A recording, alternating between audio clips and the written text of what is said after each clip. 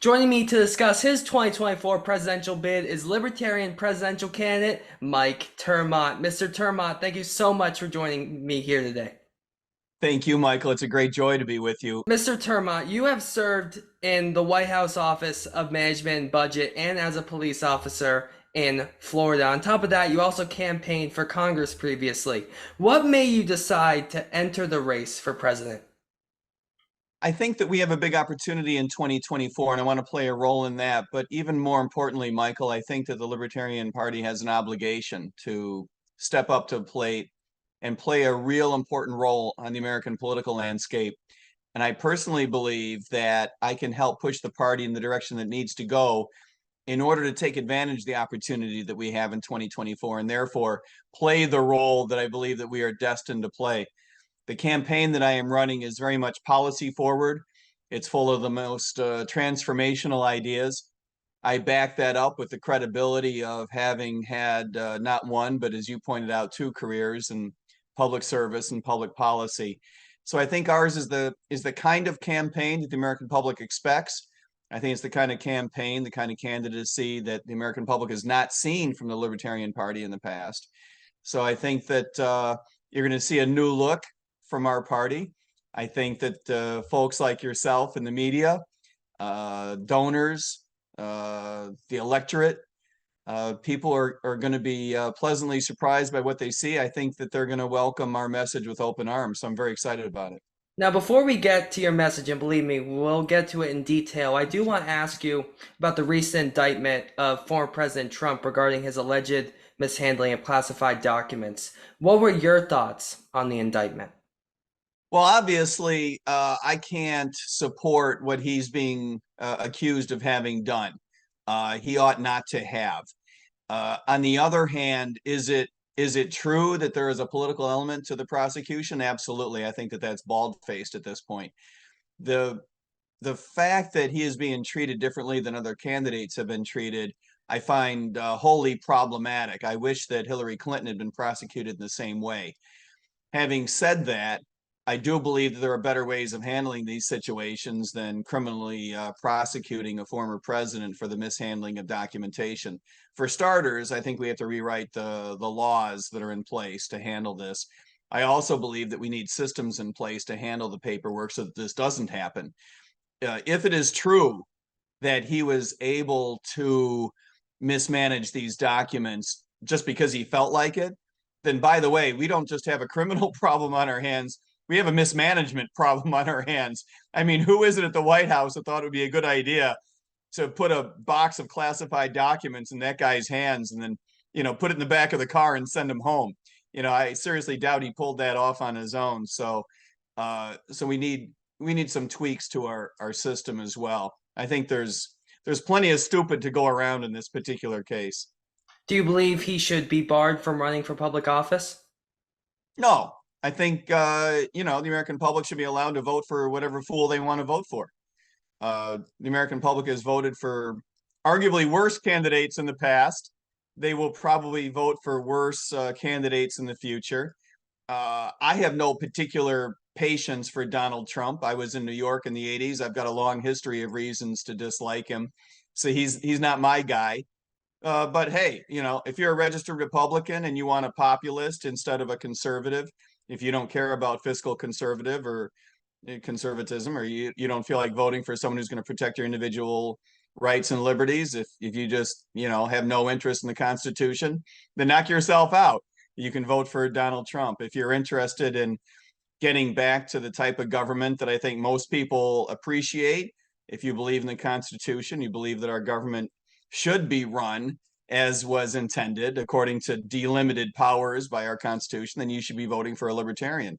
You should be supporting this campaign. Stop wasting your vote. Vote for your principles and recognize the kind of campaign that's operating in your interest. Now, you mentioned individual rights and liberties, and that's really the center of your campaign. And your big platform is a gold New Deal, not a Green New Deal, not a New Deal, but a gold New Deal. What exactly does that entail? That means building a new relationship between us and our government. And as I often say, between us and the government that we will tolerate. I believe that we need to get back to a smaller government, a government that is smaller both in terms of the size of expenditure as well as in the scope. I believe that we need to get back to a delimited powers style of government according to our Constitution. That's going to take a couple of different things. It's going to take some leadership.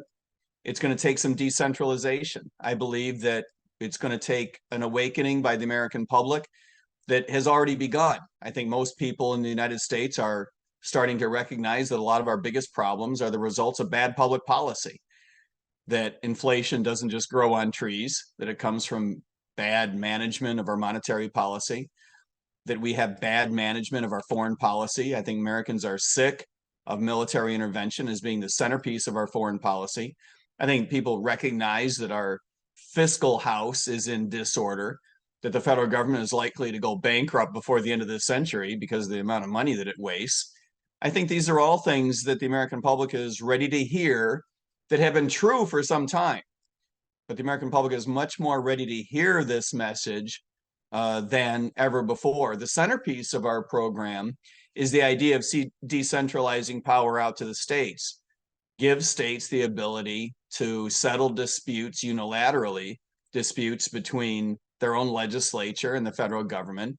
Give states an option to opt out of federal supremacy because the federal government doesn't seem to be able to control itself. Courts don't seem to be able to control the federal government. The federal government continues to grow in power, notwithstanding the limits that were intended by the Constitution. We live, Michael, I would argue, in a post-constitutional America. We need to fight our way back to what was intended by our founding fathers.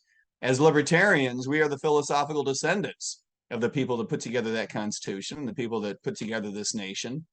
So I recognize that it's our obligation as libertarians to put that flag in the sand and raise it high and let people in America find us as the representatives of that philosophy.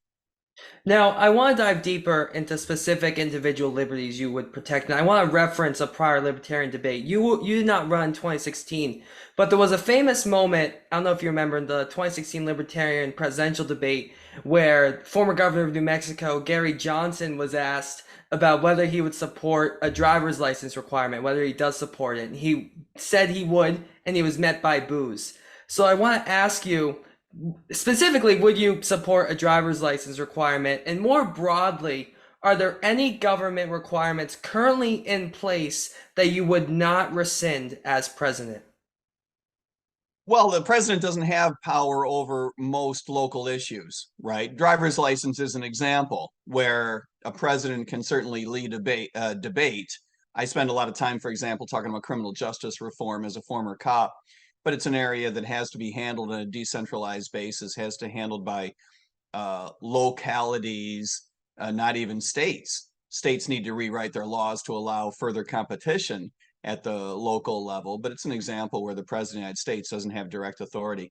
Speaking of driver's license, of course, the president doesn't have authority to affect this, but as a matter of debate, the president can lead a national conversation. I don't think the driver's licenses are a hot topic lately, but in answer to your question, there is no reason why a state should necessarily be involved in the issuance of driver's licenses.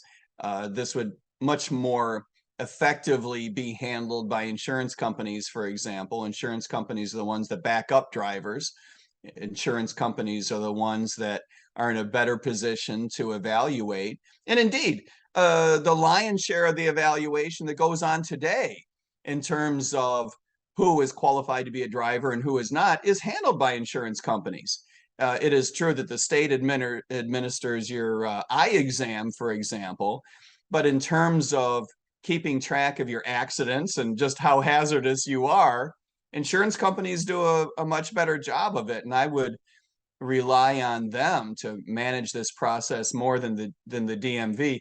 As mad as you might get at your insurance company for not being perfectly efficient from time to time, I think it would be hard to argue that the DMV does a better job in most communities. And I say that knowing full well that the DMV in my particular community is a joy to work with. But I have worked with DMVs around the United States, the various places I've lived. And I'll tell you, I'll deal with an insurance company any day of the week before I'll deal with one of them again. So as far as other roles of the government, no, there is very, very little that I personally would want the American public to continue tolerating from their government. I think the government's role is to keep us safe. Uh, I think our foreign policy should advance our economic interests. Our military policy should be limited to defending ourselves against threats. I think most of the threats against the United States are in terms of cybersecurity these days. I wouldn't mind the Army doing a little bit better job of focusing on that and coordinating resources with the private sector where most of these threats actually take place. At the local level, I think that communities do have a right to come together and to decide for themselves what they want their criminal code to be. I would continue to support that. I do believe that they have the right to come together and decide how they want their communities policed. I would continue to support that. I do believe that the way that we manage police should be fundamentally changed in the United States. As a former cop, I think that there are big changes that we can make.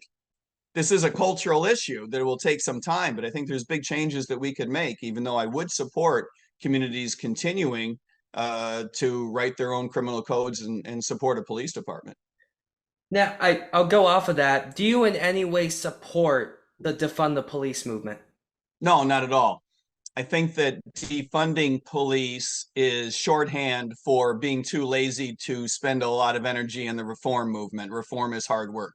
Similarly, I'm not a big fan of, on the other side of the spectrum, politicians who say silly things like, support the blue in every case. Police are always right. Politicians say things like this. I mean, I'm a cop and I don't say anything that dumb. So, reform is hard work. It doesn't come from shorthand slogans. If a community believes that it is spending too much money on police, then I invite them to optimize their police budgets. There certainly are examples where there is too much money spent, but from the presidential level, no, defund the police is not a policy. Now let's talk further about the military. You have said that war should be subject to state approval. Now I want to give you an example, see if you'd be in support of it. Let's say an adversary launches a land-based invasion of the United States. Would you wait for 2/3 approval before you approve the use of force in such a scenario? Of course not. I don't think anyone would reasonably suggest that. A defense posture has to be at the discretion of the President of the United States. The number one job of the President of the United States is to keep the United States safe. If we were under attack, the president has to be empowered to act with force to protect the United States. There's no question about it. I don't think there's anyone who would reasonably argue with that. What are examples where you would ask for 2/3 state approval? Is there anything going on now where you would ask for Any that? discretionary military intervention should require an act of war by Congress and should be subject to an approval of the states. I would put into that category the war that we are engaged in presently in Ukraine. However you feel about it, and we can discuss that, however you feel about our participation in the war in Ukraine, that is an example of something that should have been approved by Congress in terms of actually carrying an act of war and should be approved by the states.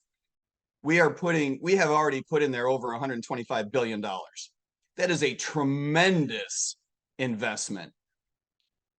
And by the way, this has characteristics of not just supporting someone else's war.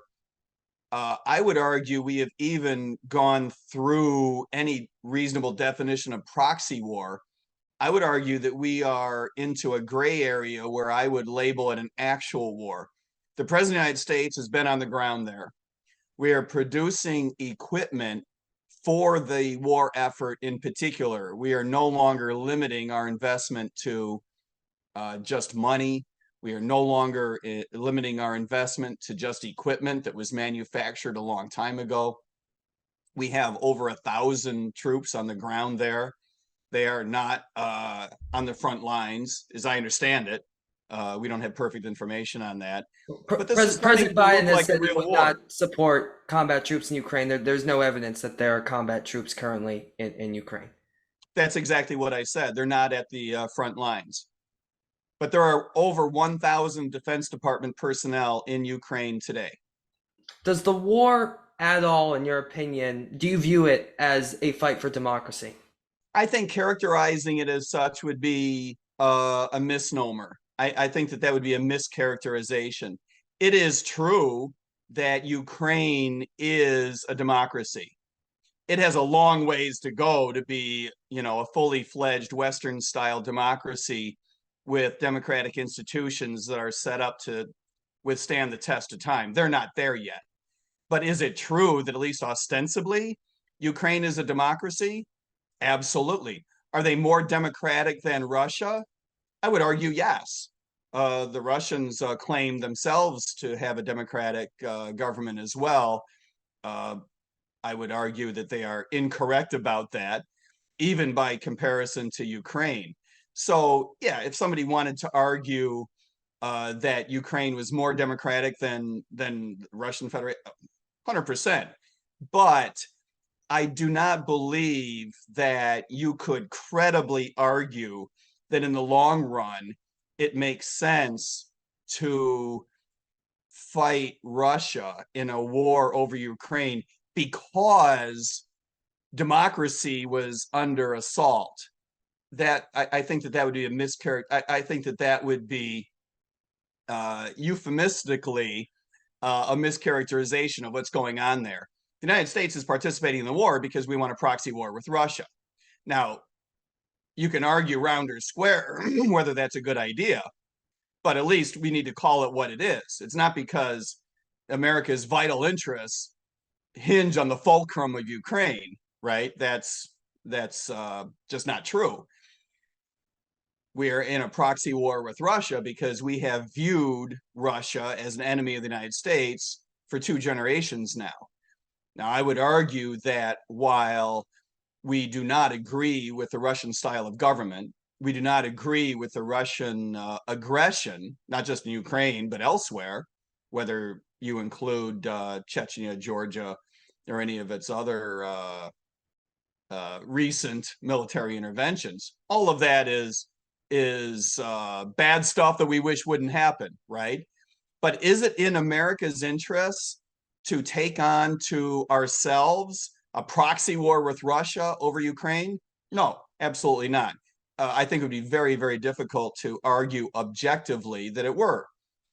We are in a federation with allies in Europe that I believe, if they viewed this as a worthwhile proxy war for themselves, then they should have at it.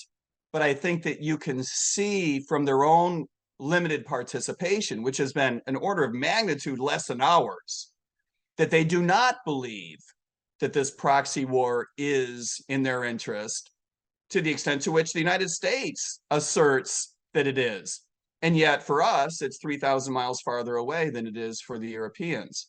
So you can see just objectively, however you feel about it, just objectively, the United States is making taking actions that can only be explained by our interest in having a proxy war with Russia because we view them as a long-term enemy and it's in our interest to weaken them. Yep. Now, This, just to go ahead. clarify, yes or no, if elected president, would you support additional arms sales to Ukraine? No. Well, arms sales support that you've packed a loaded question there. Would I Arms sales, additional arms sales support.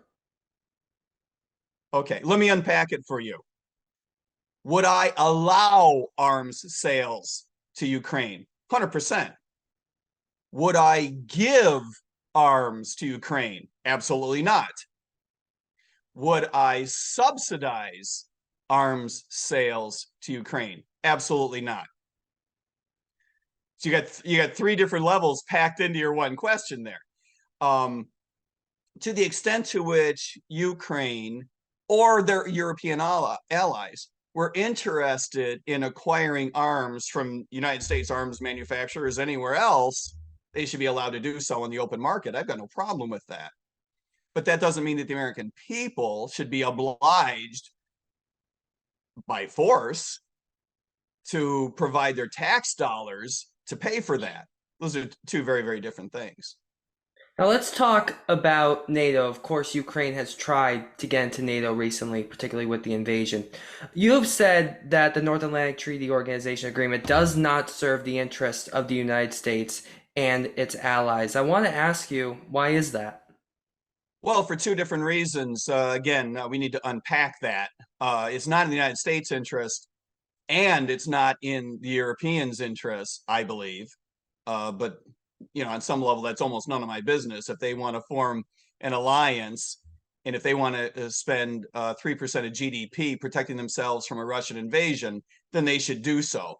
I would argue that, at this point, if you're paranoid about an invasion from the Russian army, you need to rethink your analysis. But from the United States perspective, we need to give them the 1 to 2 year heads up that if they want to be that paranoid, it's time for them to step up to the plate and spend that 2 or 3% of GDP on their defense and protect themselves, because it is not going to be the United States is there to back them up. We are not going to be there with troops on the ground, and we're not going to be there with an obligation to military intervention to back you up, and we're not going to be financing it. I cannot justify putting the American taxpayer on the hook for subsidizing you as a European power, not appropriately financing your own defense. If you believe that you need greater defense than you have, then you need to acquire it, you need to build it, you need to develop it. Again, I would argue that the Russian army has demonstrated once and for all that it was not as ferociously effective as we had all feared. Now, as far as the United States goes, no, it is not in our interest to worry about being dragged into a conflict because of an obligation to fight some war in Europe. And I think that you see this time and again when the Europeans want to take greater action and Washington tells them not to because we're afraid that we'll be dragged into a military conflict. That is a fairly bald-faced admission that your conflict, however, whatever actions you may feel, European leaders, whatever actions you may feel are in your interest, they are not in our interest. The United States already recognizes that. Why we allow ourselves to be on the hook for a potential war, I think really defies even our own tactical actions. So no, I would give the Europeans a 24-month heads up that we are exiting NATO. By the way, I would also completely reconfigure our attitude toward Taiwan. This idea of strategic ambiguity is a silly and bad and very dangerous idea. What makes you say that? Two reasons. Number one, I don't think there is such a thing as a relationship that is advanced by ambiguity. If you're in a relationship and you think you're doing better because your statements are ambiguous, I think you need to rethink your analysis, whether that's a personal relationship or an international one. Our ambiguity toward Taiwan, and this is the other reason, has led to this self-fulfilling prophecy where we have effectively invited international investment into Taiwan because we led people to believe that we would back them up come hell or high water, right? We allowed international corporations to invest there in technologies that we now consider to be strategic to the point that we need to protect it, under the rubric that we were going to back up Taiwan in a military conflict. And now we feel like that we have to because we are wed to these supply chains that are contingent upon the continuance of safe functioning of these factories in Taiwan. I think that we need to be very, very clear and give the international investment community the heads up that this is not in America's interest to be obliged to a military conflict over Taiwan. That if you are investing in Taiwan because you believe that the United States is always going to back you up, you need to rethink that. The next time you want to plop $10 billion into a plant, can I interest you in Kansas City? You might want to rethink Taiwan as your choice. Would you support Taiwanese independence? I don't think that that is a question that the United States government should call on itself to answer. I think that to the extent to which there are civil wars around the world, including this one, that they need to be settled without American interference. The United States has proven time and again both its inability to affect the outcome and its inability to predict the outcome. And by the way, time and again, its inability to figure out which is in its interest. I would argue that the American public would be very, very hard pressed to point at examples of military interventionism, certainly since World War II, at which it would point and say that was a good idea, notwithstanding the billions of dollars it cost, notwithstanding the thousands of lives we lost. That was a good idea. I'm glad we did that. There just aren't examples anymore. And I think that it's time for the American public to recognize, as I believe that many Americans are recognizing, that the time has come to admit that we're not good at this. Militarily, tactically, we're fantastic, right? We're good at killing people, blowing things up, moving material, taking land, opening seaways. We're good at toppling governments, if you don't mind the secrets eventually coming out. But in terms of strategy, in terms of achieving long-term strategic objectives that are actually in the interest of the American public, we stink. We stink at it. And we need to get out of that business before we get any worse and cause any more damage than we already have. Now let's transition from foreign policy back to domestic policy, and I want to talk about Social Security. You've called for a phased out end to the program. Now, poll after poll has shown that a majority of Americans approve of Social Security. So how will you go about convincing the public to approve of such a change?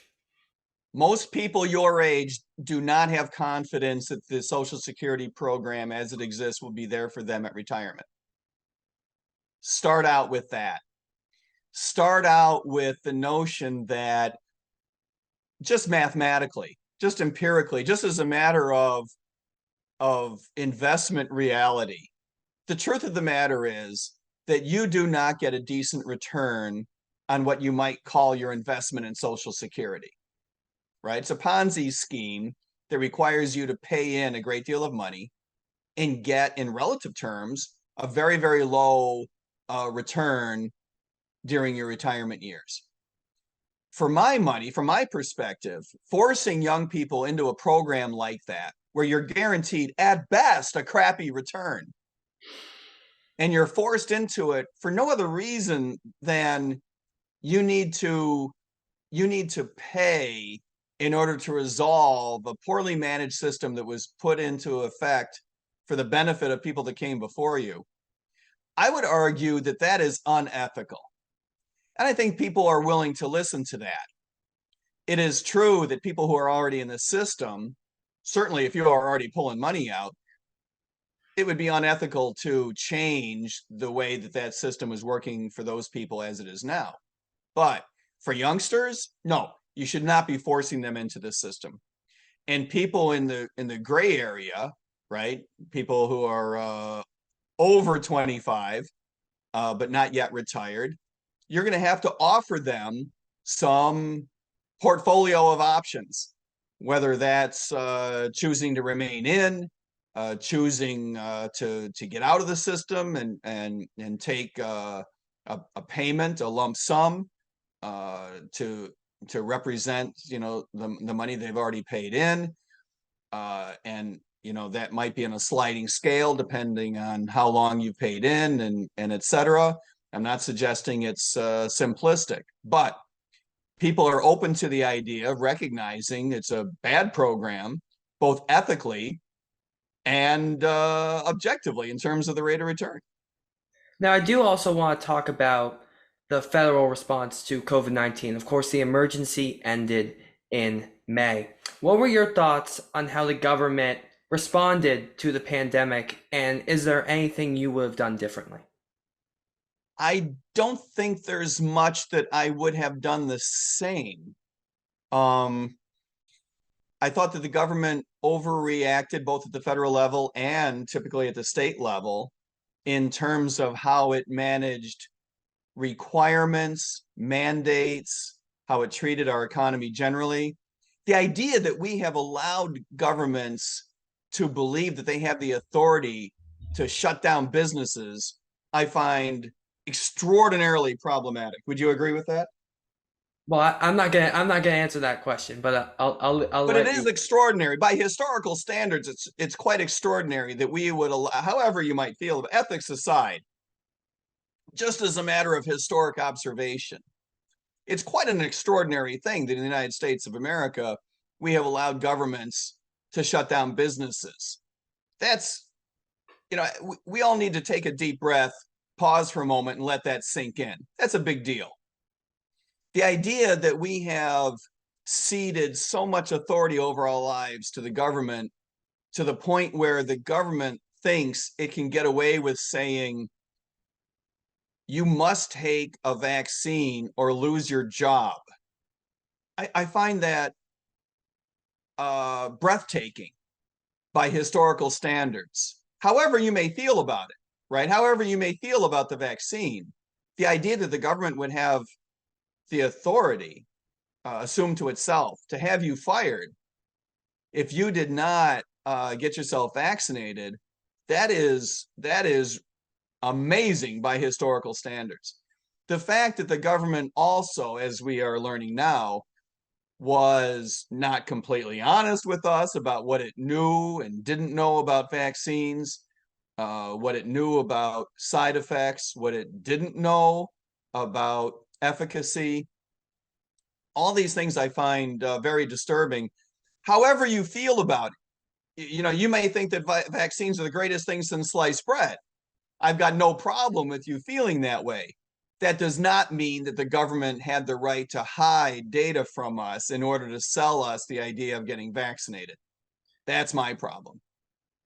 Were you a fan of any of the measures incorporated in COVID legislation, such as the CARES Act passed under the Trump administration or the American Rescue Plan passed under the Biden administration? Was there anything in any COVID-related act that you supported? Not that I can remember. No, the expenditure of funds was out of control.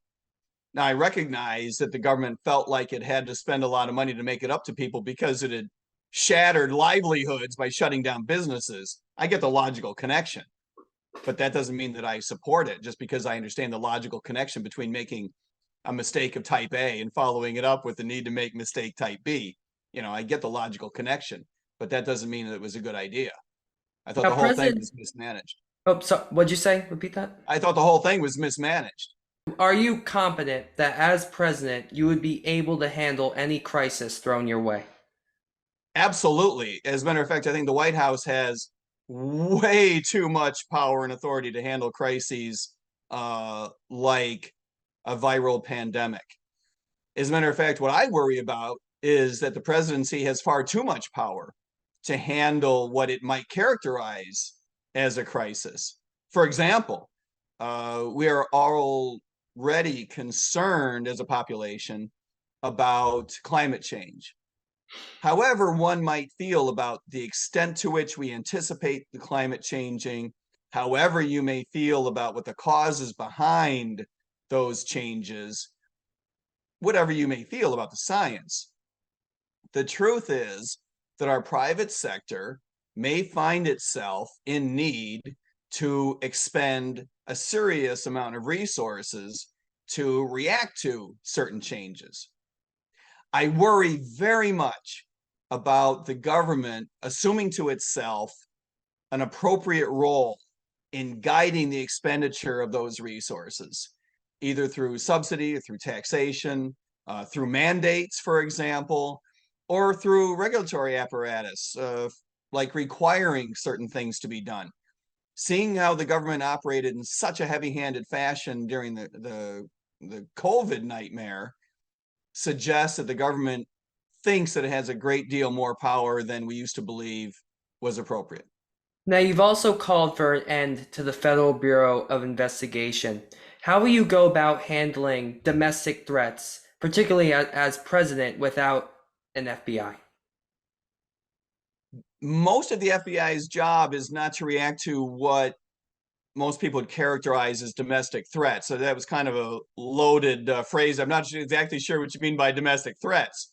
The FBI is ostensibly supposed to be a federal crime fighting agency.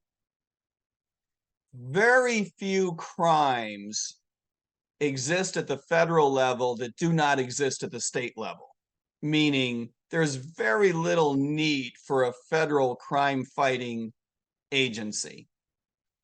So I would break up the FBI into its component objectives. I would suggest that FBI cases fall into one of three buckets. One is all the stuff, this is the majority, all of the stuff that is illegal at the state level, right? There is no reason that state crime fighting agencies can't handle these crimes as they exist today.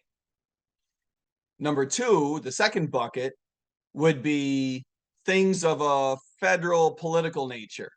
And I think that the American public has lost confidence in the FBI's ability to handle these. The FBI has historically proved itself to be virtually unable to manage appropriately politically charged cases. And in fairness to the FBI, it's difficult. So I get that. But for the vast majority of these cases, they should not be handled by a federal agency. A federal agency is naturally going to be politicized, or at least politicians are going to try to politicize such an agency. And for this reason, federal politically charged crimes should be handled by a state agency that does not report to the White House. And then the third bucket is, and maybe this is what you meant by domestic threats. The third bucket, if you mean threats that come to our domestic shores from abroad, should be handled by the Army.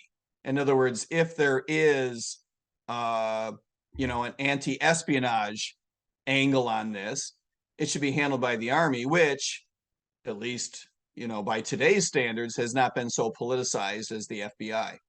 Now, I will clarify that statement. By domestic threats, I meant something along the lines of, someone threatening that they're going to bomb an agency building, someone saying they're going to overthrow the United States, stuff like that. I don't know if that necessarily alters your answer, but I did want to clarify that. No, it doesn't. I think that state agencies are in a much better position to handle these types of threats to the extent to which they are, they come from domestic citizens. Those citizens live in some state or another. They live somewhere, and where they live, there is an agency that is tasked with suppressing crime. If it comes from abroad, then I think it should be handled by the Defense Department. Now, alongside calling for an end to the FBI, you've also called for an end to the Federal Reserve System. Why do you believe this is the answer for the American people? And do you believe it would help the economy in the long run? There's no question in my mind that it would improve the economy in the long run. The Fed has proven over the last 100 years to be unable to live up to its mandate. Discretionary monetary policy, the idea that we would be better off by getting a dozen very smart people locked in a room, give them complete discretion over our monetary policy, and come out with something that suppresses the boom bust cycle may have seemed like a good idea 100 years ago. But it turns out to be the case, objectively speaking, however you may feel about the Fed, that they can't get it done. A lot of people who are more warm to the Fed than I am, believe that the Fed needs to convert itself to a rules-based system and not be so subject to a discretionary system like we have today. And I personally have been very warm to the Fed over my career in banking. I've worked very closely with Federal Reserve economists. I think the world of most of them. Very smart people, hardworking, well-meaning, want to do right by the United States, and believe that they can live up to their mandate. I think that we all used to believe that if we just got smarter and worked harder, the Fed would be able to live up to its mandate.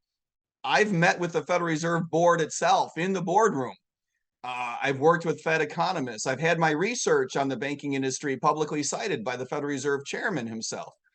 So I have every reason to believe that the people that I've worked with there were well-meaning, terrific people, but unable to live up to the mandate. And for this reason, we need to replace it with a rules-based system to control the expansion of money supply. We need to take the Fed's balance sheet, transfer it to the Treasury Department, and end the idea of midnight bailouts, make bailouts subject to federal legislation. I would try to end all kinds of bailouts, full stop, period. But I recognize that it's hard to control Congress. And I would make the regulatory structure that the Fed has today completely optional for the banking industry. It's largely optional today, but I would make it completely optional going forward. Do you have any specific plans to combat the current inflationary rates? Yes, I believe that we need to allow money expansion to follow a rules-based system that says only a certain annual fixed rate expansion will be allowed, and take this out of the hands of the Fed so that money supply would follow a predetermined pattern come hell or high water. And that way you would see any deflation or inflation for what it is, a change in the business cycle, and investors would no longer have to worry about what it is that the Fed is doing at the moment. This whole idea of the Fed pumping money into the system at its discretion is very, very dangerous. Now, of course, one of the ways presidents leave their legacies once they leave office, a lot of people would argue, is through their judicial appointments. What types of justices would you appoint to the federal bench, and why? We need a justice system that reflects the intentions of the Constitution, which is to say that we cannot allow the government to take authority that is meant to be reserved to states, to individuals, and for that authority to stop expanding. To the extent to which any of us as individuals, as judges, as justices, might believe that some particular policy is a good idea, that doesn't mean that the judiciary has the right to put it in place. Their job is not to think about what policy is a good idea or what policy is not a good idea. Their job is to figure out whether existing policies are constitutional and whether those policies are being followed both by government actors and by citizens. That is the sum total of what their authority can be. And any justice who thinks that there's greater authority beyond that is disqualified from the bench, in my view. Now we're getting down to the final few questions here, but I do want to ask you this. You are running as a third-party candidate, of course, in the Libertarian Party, a party that has never won the presidency. How will you be the uniting force, even past the primary, that not only wins the primary, but convinces millions of Americans to put you in the Oval Office? I think that you need to run a campaign that does a couple of things the Libertarian Party has not done very well in the past.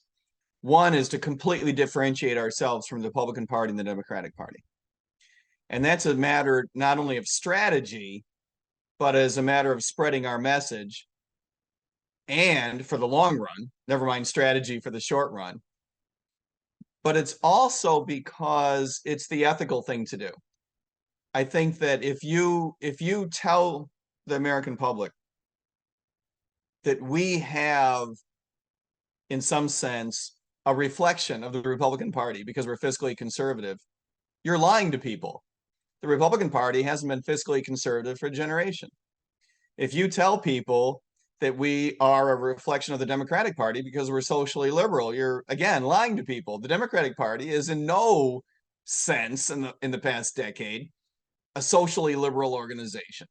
They threaten people to agree with the way they see the world, or they will ostracize you. They will quite literally cancel you, or at least metaphorically cancel you. This is not the way the Libertarian Party operates. So we need to be out there saying we are completely different. We are the philosophical descendants of the people that put together the Constitution, that founded this country on the idea of protecting your individual liberties and your individual rights. People will respect that. People are open to the idea of a smaller government in both size of expenditure and in scope of authority.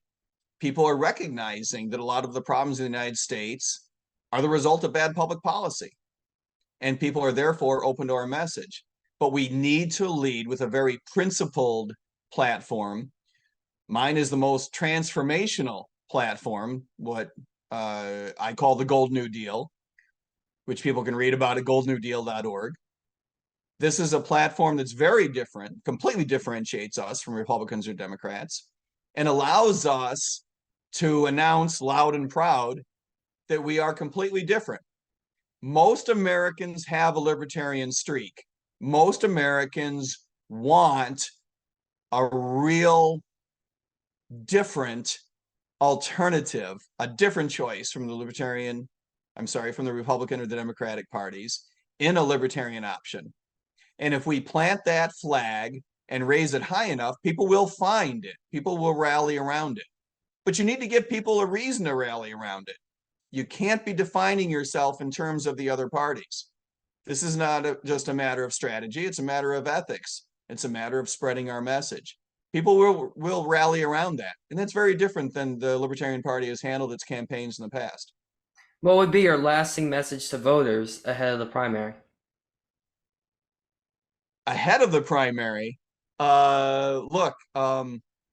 within the Libertarian Party, our message is that our strategy is the winning one, that you want a campaign that leads policy forward, that leads with the most transformational and principled platform possible, and that backs that up with the credibility of a candidate with not one, but two careers in public service and public policy. On the other side of the nomination, our message, very simply, Michael, is that people need to stop wasting their vote. You need to vote for your ethics and your principles. You need to vote for a candidate who reflects your own interests, who reflects your interests in reducing the size and scope of your government. Libertarian candidate for President of the United States, Mike ter Maat. Mr. ter Maat, thank you so much for joining me here today. Thank you, Michael. It's been a great joy to be with you. Thank you very much.